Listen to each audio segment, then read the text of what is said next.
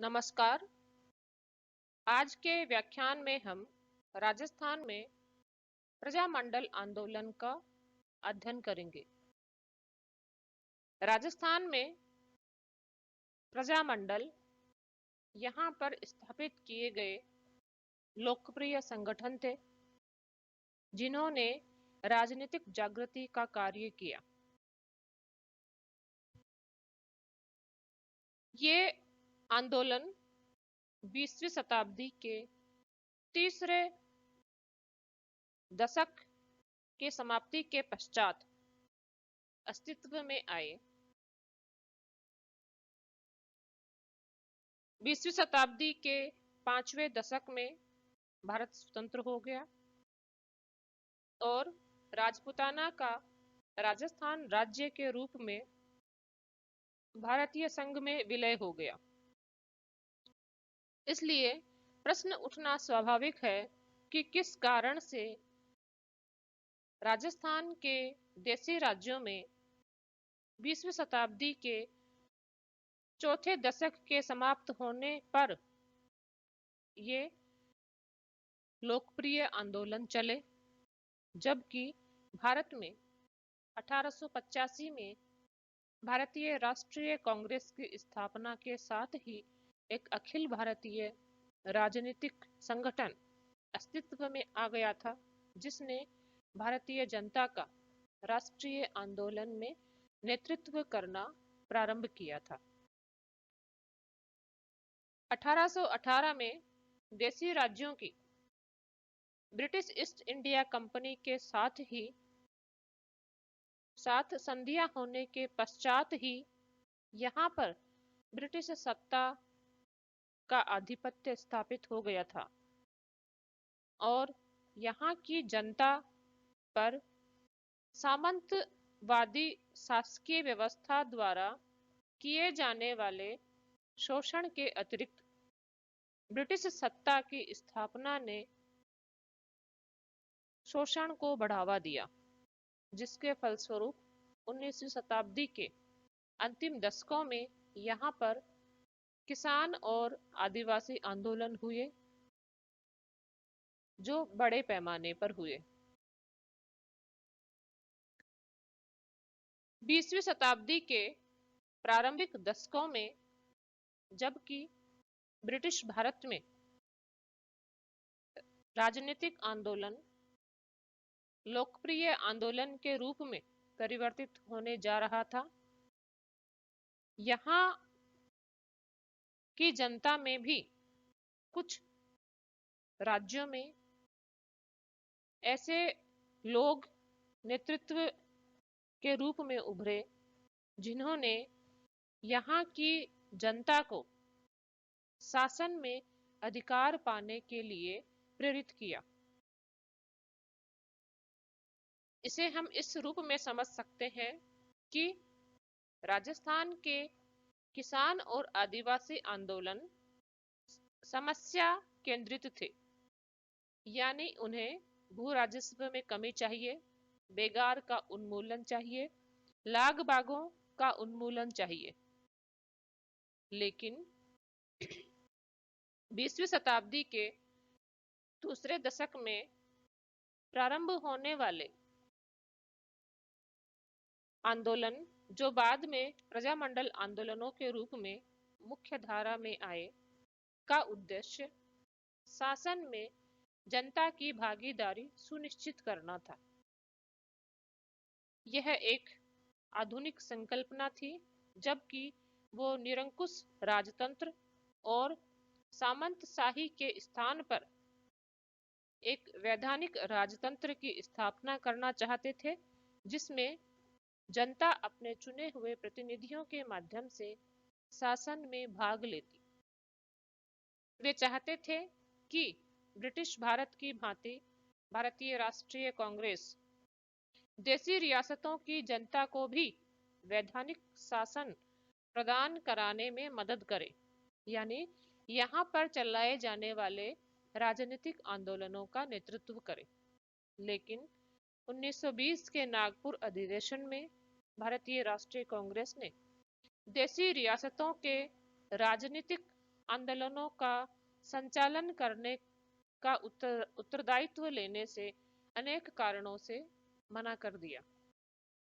फलस्वरूप 1920 के बाद आने वाले समय में राजस्थान के पढ़े लिखे मध्यम वर्ग से आने वाले लोग जो यहाँ पर जनता को राजनीतिक रूप से जागृत करना चाहते थे, भारतीय राष्ट्रीय कांग्रेस की नीति को देसी रियासतों की जनता के पक्ष में परिवर्तित करने का प्रयत्न करते रहे। पुनः उन्हें सफलता नहीं मिली, जबकि 1938 के हरिपुरा कांग्रेस अधिवेशन में कांग्रेस ने यह तो माना कि भारत की आजादी से तात्पर्य ब्रिटिश भारत और देसी रियासतों की आजादी से है और भारत एक संघ है जिसमें ब्रिटिश भारत के अतिरिक्त देसी राज्य भी सम्मिलित हैं। लेकिन क्योंकि भारत अभी आजाद नहीं हुआ है, इसलिए देसी रियासतों में चलने वाले आंदोलन वहां की जनता को ही चलाने चाहिए।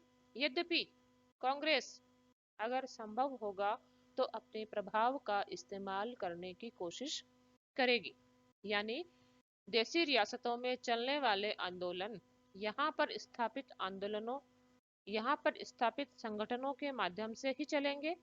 अगर संभव हुआ तो उन्हें दिशा देने में भारतीय राष्ट्रीय कांग्रेस मदद करेगी। इस तरह से 1938 में अंतिम रूप से देसी रियासतों के लोगों को समझ आया कि उन्हें अपने ही संगठन स्थापित करने होंगे और अपने ही उत्तरदायित्व में यहाँ पर आंदोलनों का संचालन करना होगा। इसलिए 1938 और आगे आने वाले वर्षों में राजस्थान के अनेक राज्यों में हम प्रजामंडल अथवा प्रजा परिषद के नाम से अनेक संगठनों की स्थापना होते हुए देखते हैं। इन संगठनों की स्थापना का उद्देश्य अपने शासक के नेतृत्व में वैधानिक अथवा लोकप्रिय सरकार की स्थापना करना था। जैसा कि हमने देखा, वैधानिक अथवा लोकप्रिय सरकार की स्थापना से तात्पर्य ऐसी सरकार से था जहां पर लोगों को मताधिकार के माध्यम से अपने प्रतिनिधि चुनने का अवसर दिया जाता, जिनसे उस राज्य का विधानमंडल बनता और उस राज्य के मंत्री उस विधानमंडल के प्रति उत्तरदायी होते। इस तरह राजा का निरंकुश शासन, जो कि सामंतों के सहयोग से चलता था, के स्थान पर इस तरह का शासन स्थापित किया जाना था जिसमें सत्ता का बंटवारा जनता के मध्य होना था। इन समस्त प्रजामंडलों को, क्योंकि भारत में 562 देसी रियासतें थी, जिनमें से 22 राजस्थान में थी, समस्त देसी रियासतों में चलने वाले आंदोलनों को केंद्रीय नेतृत्व प्रदान करने के लिए अखिल भारतीय देसी राज्य लोक परिषद था। अखिल भारतीय देसी राज्य लोक परिषद की स्थापना 1927 में ही बंबई में की जा चुकी थी और यह देसी रियासतों में होने वाले आंदोलनों को नेतृत्व प्रदान करने के लिए था। इस तरह अखिल भारतीय देसी राज्य लोक परिषद के औपचारिक नेतृत्व में तथा गांधी के अनौपचारिक व्यक्तिगत निर्देशन में राजस्थान के राज्यों में आंदोलन चलने लगे। हम राजस्थान के कुछ बड़े राज्यों का उदाहरण लेते हुए प्रजामंडल आंदोलनों का अध्ययन करेंगे, लेकिन इनमें मूलभूत समानताएं हैं। वो मूलभूत समानताएं एक तो प्रजामंडलों की स्थापना को लेकर हैं। इनकी स्थापना के पीछे कारण हमने कांग्रेस की नीति में निहित करके अभी चर्चा कर ली है। दूसरा, इनके उद्देश्यों में अंतर्निहित है। सभी प्रजामंडलों का उद्देश्य अपने अपने शासक की अधीनता में उत्तरदायी शासन की स्थापना करना था। प्रत्येक राज्य की परिस्थितियों के अनुसार में प्रजामंडलों की स्थापना और उनके द्वारा चलाए जाने वाले आंदोलनों में कुछ भिन्नताएं हमें दिखाई देंगी। इसलिए कुछ प्रजामंडलों, खासतौर से मेवाड़, मारवाड़, जयपुर, कोटा आदि के अध्ययन के द्वारा हम राजस्थान में प्रजामंडल आंदोलनों की प्रकृति को समझने की कोशिश करेंगे।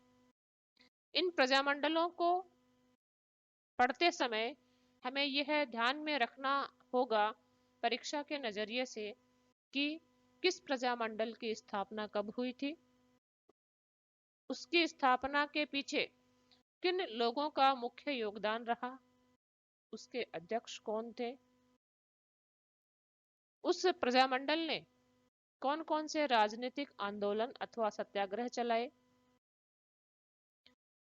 इन सत्याग्रहों के दौरान उन्होंने क्या महत्वपूर्ण कदम उठाए और अंततः क्या किसी राज्य में प्रजामंडल अपने लक्ष्य यानी उत्तरदायी शासन की स्थापना के लक्ष्य को प्राप्त करने में सफल हुए, और अंतिम रूप से क्या ये प्रजामंडल राजस्थान के विभिन्न राज्यों को राजस्थान राज्य के रूप में भारतीय संघ का अंग बनाने में किस प्रकार से और कैसे सफल हुए।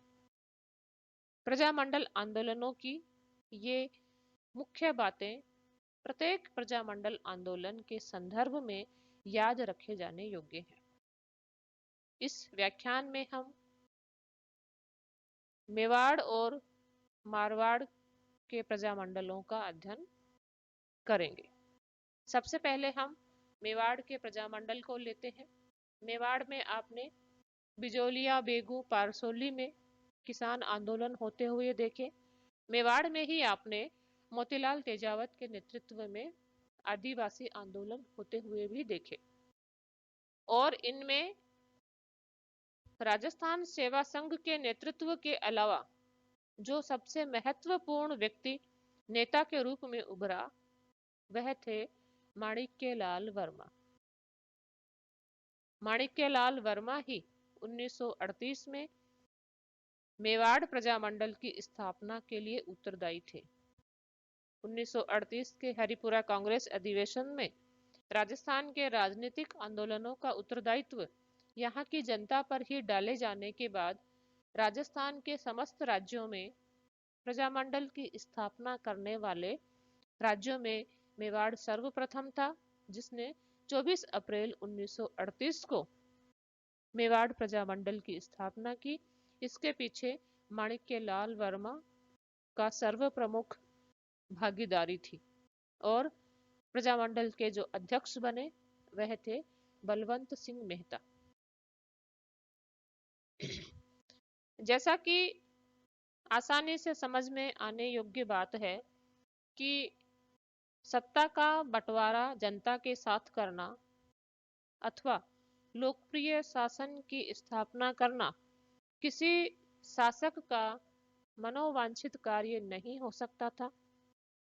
इसलिए यह प्रवृत्ति देखने में आती है कि प्रजामंडलों की स्थापना के समय लगभग सभी राज्यों ने या तो पहले से ऐसे कानून बना रखे थे जो यहाँ पर सभा, संगठन और अभिव्यक्ति की स्वतंत्रता पर या तो कड़े नियंत्रण लगाते थे अथवा उसे पूर्णतः प्रतिबंधित ही करते थे। इसलिए जैसे ही मेवाड़ प्रजामंडल की स्थापना हुई, मेवाड़ की सरकार के द्वारा उसे गैर कानूनी घोषित कर दिया गया। अपने संगठन को एक जन संगठन के रूप में मान्यता दिलाने के लिए मेवाड़ प्रजामंडल ने पहला सत्याग्रह 1938 में ही दशहरे के दिन 4 अक्टूबर 1938 को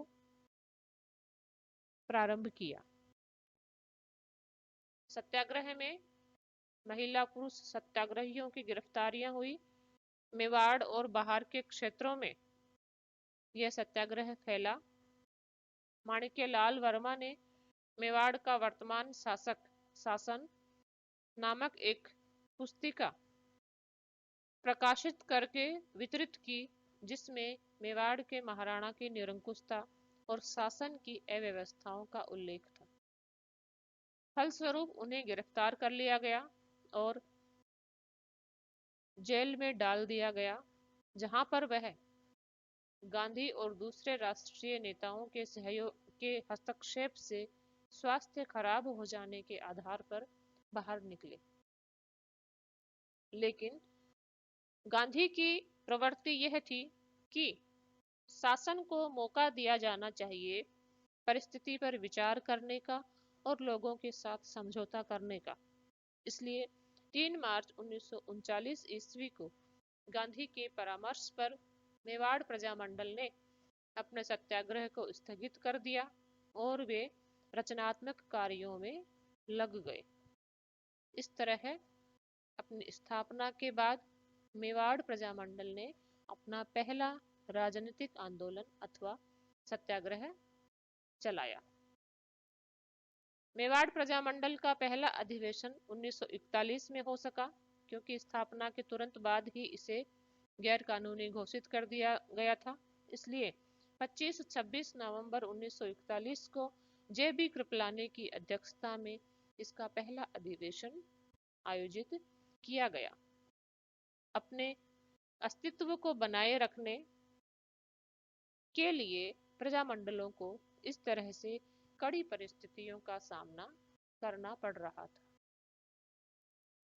1942 में जबकि भारत में भारत छोड़ो आंदोलन चला, इस समय गांधी की प्रजामंडल के अध्यक्षों के साथ बैठकें हुई, जिसमें कुछ प्रजामंडलों के अध्यक्षों ने भाग लिया और इस समय राजस्थान में चलने वाले आंदोलन भारत में चलने वाले भारत छोड़ो आंदोलन के साथ एकीकृत हो जाने थे।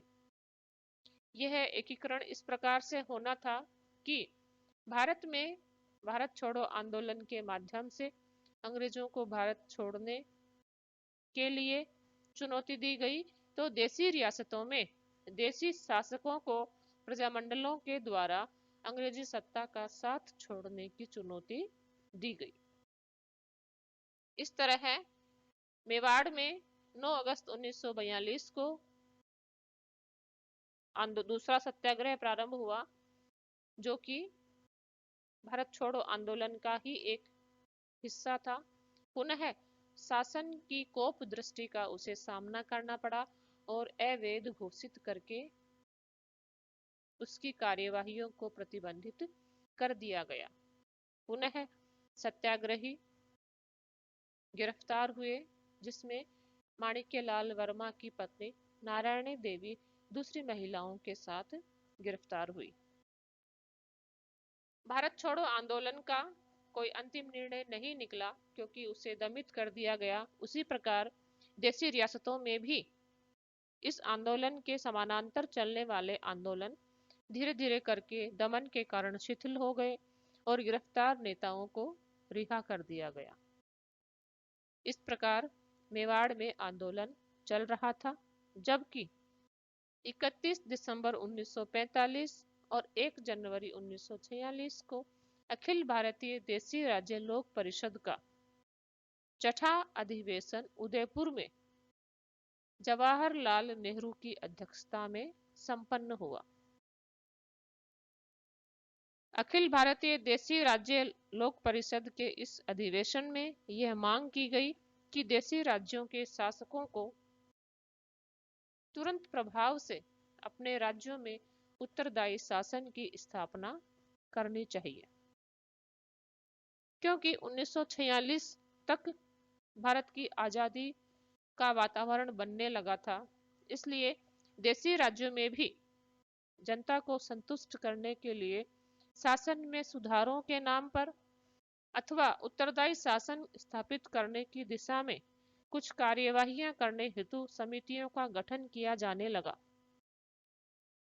जिन्हें नया संविधान बनाकर उस संविधान के आधार पर शासन की स्थापना की जानी थी।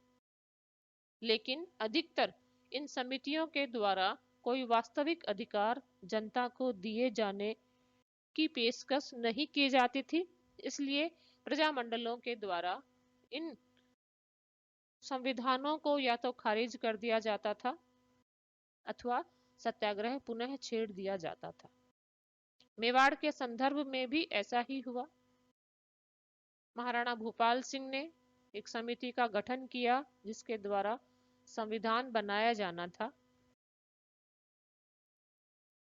यह संविधान या यह जो रिपोर्ट इस समिति की आई वह प्रजामंडल की आपत्तियों और उस रिपोर्ट में हुए संशोधनों के अनेक चरणों के बाद या दूसरी रिपोर्टों के बाद प्रजामंडल के द्वारा स्वीकृत की गई और मेवाड़ में नए संविधान के आधार पर चुनाव होकर एक वैधानिक सरकार की स्थापना हुई। लेकिन सर्वाधिक महत्वपूर्ण यह है कि ना तो मेवाड़ में और ना ही किसी और राज्य में भारत की आजादी से पहले वैधानिक अथवा लोकप्रिय सरकार की स्थापना हो सकी।